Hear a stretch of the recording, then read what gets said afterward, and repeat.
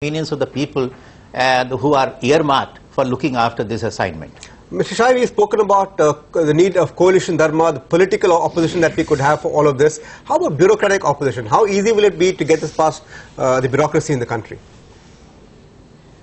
It will be good for bureaucrats because I don't see that less number of posts wouldn't be there. I mean, no. Just a minute. When we say we integrate, I don't think you will not have secretary for power and secretary for coal and secretary for petroleum and natural gas. I only said that we should have a senior minister who could coordinate all these, who could have background, who could have respectability, and then he is supported by a few ministers of states who may again have background of the subject. So I don't think that's a big problem. But I agree with Mr. Tripathi that if it has to be done in 2 steps, and I see no reason why it cannot be done in one step as the first preference, then it should be coal and power, which is very, very strongly interdependent, along with renewable, and petroleum and natural gas, which is a very, very large ministry, and in the second step you integrate the two. At the level of regulatory commission, I may clarify that even though power has regulators in every state, you have a central electricity regulator.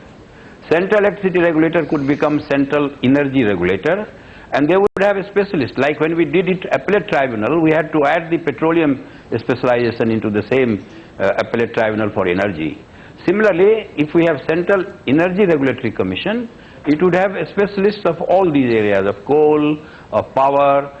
So therefore, there is some commonness in approach. It shouldn't happen that power people crave that coal price has been increased and coal people say that they don't have an affordable price or remunerative price. So all these things will be taken into account. I think it's a highly workable. I don't think there would be opposition from bureaucrats because I don't think we are going to reduce the post of secretaries.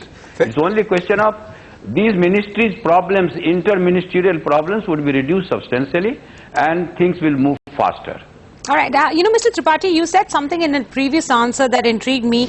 You said, why not bring ONGC and Oil India into the coal sector as well, given that Coal India may not have delivered to the extent that we need it to in this country for a variety of reasons, and allow them to mine for coal as well as, let's say, mine for gas or shale, etc. You're suggesting now, of course, taking away from the monopoly of Coal India, but still keeping that monopoly within PSUs. Are you saying that we should not move towards more private sector participation in many of these spaces like we have with petroleum, oil and gas? No, I'm not saying that. Okay. What I'm saying is for last 20 years or more, we have been struggling to amend the Coal Nationalization Act, which we have not been able to do, and through backdoor, through captive mining for power, steel, etc., we have given it to private sector.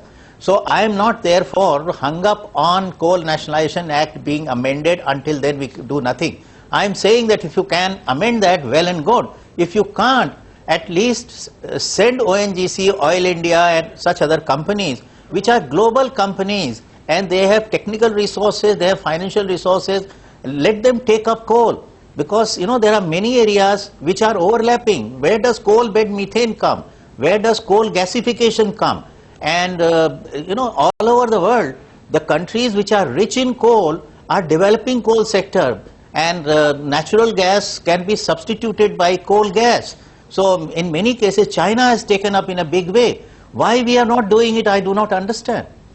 Okay. Mr. Shai, one of the points that both of you brought up was the involvement of the states, right? Because, the state electricity boards and how they would fit in to a national architecture that combines all of these ministries would also be a tricky hurdle to surmount. Not insurmountable, but a tricky one. What would your views be on what this will mean for various states and their ability to fit into this design? No, I think states wouldn't oppose, because states are also victims of delayed decision insofar as coal development programs are concerned. These are the ministries at the central level which we are talking about. I don't think states will be affected. State distribution companies, state transmission companies, state generation companies, they will all coexist the way they are coexisting.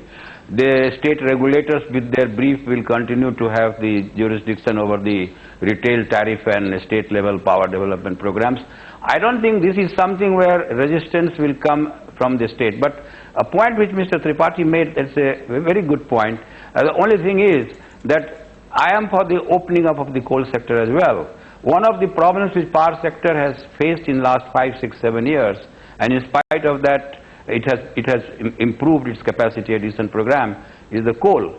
See, both these bills were introduced in the Parliament together in 2001, and coal bill has remained with Parliament from 2001 till now. I think it is time that this coal bill is brought back and opening up the coal sector takes place. I am not of the view that ONGC etc. should get in, because ONGC's own brief, I don't have an adverse comment as such, but somehow ONGC's own brief, they have not been able to do a lot. We have problem galore in the gas sector. Today, out of 24,000 megawatt of gas-based power capacity, hardly 1/3 runs. So when the gas people and the petroleum people themselves have not been able to fulfill their own brief, and if they get into coal, I think it will be a mess up. So to that extent, with due apology to Mr. Tripathi, I would slightly like to differ that it is time that we have talked about coal opening up for many, many years. It should be taken up. This type decisive mandate means decisive actions, and I think it is doable. All right, gentlemen, I have one quick, short last question, and this goes out, a quick, short one for each one of you. Mr. Tripathi, one of my colleagues who studies the sector very closely, Pragya, who's listening to this conversation, has asked whether industries such as fertilizer and steel could likely get impacted if there is one energy ministry. Do you see any negative impact on them in any fashion because of this potential design? No, not at all. In Okay. fact, if there is one ministry and they integrate and coordinate better, they increase the supply of gas. As Mr. Sahi pointed out, the gas has been in very short supply. Both steel and fertilizer need gas. And if we can't find oil and gas in the country, let us develop coal and then convert coal into gas. And a lot of gas evaporates when coal mining takes place or coal seams are opened. Those are coal bed methane and coal mine methane. Even those gases are very useful. They are also in the nature of natural gases. So let that area be fully developed, and integration of the ministries will help. And that is why I am saying, if you can open coal sector, well and good. If you can't, at least send the large companies into coal where there is resource. You will send them into oil and gas where there is not much of resource, and they strike their head against wall because there is not so much of resource.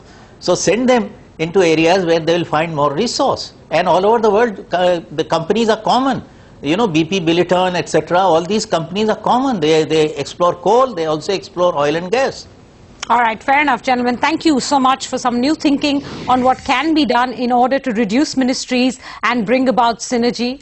Mr. Tripathi, Mr. Shahi, we hope to have you back if at all this does become a concrete proposal by this new government to analyze the further details. Thank you, gentlemen, for your time. Well, it's time.